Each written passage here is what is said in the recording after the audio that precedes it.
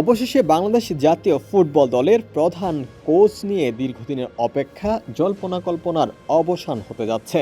হামজা চৌধুরীদের নতুন প্রধান কোচ হিসেবে দায়িত্ব নিয়েছেন জার্মান বংশোদ্ভূত মার্কিন কিংবদন্তি থমাস ঢুলি।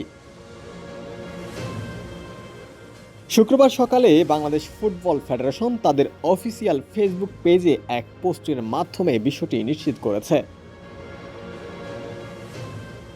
বাংলাদেশ দলের ডাগআউট সামলানোর দায়িত্ব নিয়ে ৬৫ বছর বয়সী এই জার্মান বংশোদ্ভূত কোচ আজ সকালেই ঢাকায় পা রেখেছেন। সবকিছু ঠিকঠাক থাকলে আগামী রোববার থেকে বাংলাদেশ দলের ক্যাম্পে দেখা যাবে ঢুলিকে। জন্মসূত্রে জার্মান হলেও সাবেক ডিফেন্সিভ মিডফিল্ডার থমাস ঢুলির খেলোয়াড়ি জীবন কেটেছে যুক্তরাষ্ট্রের জার্সিতে।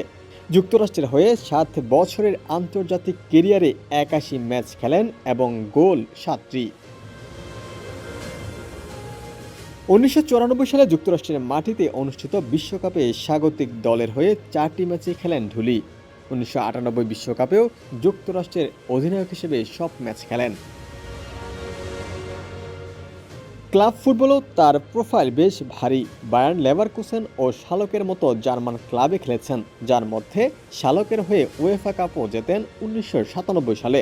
এছাড়া এফসি কাইজারস্লাউটার্নের হয়ে ১৯৯০-৯১ মৌসুমে জেতেন বুন্দেসলিগার শিরোপাও। খেলোয়াড় হিসেবে সাফল্য পাওয়ার পাশাপাশি কোচ হিসেবেও ঢুলির অভিজ্ঞতা বেশ সমৃদ্ধ।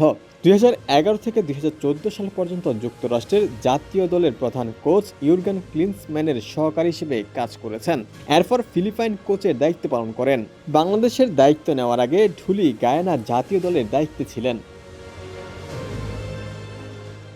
ঢুলির অধীনে বাংলাদেশ দলের প্রথম মিশন শুরু হতে যাচ্ছে আগামী ৫ জুন।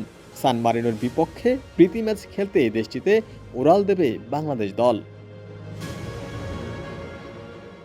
টেক্সট রিপোর্ট, সমকাল।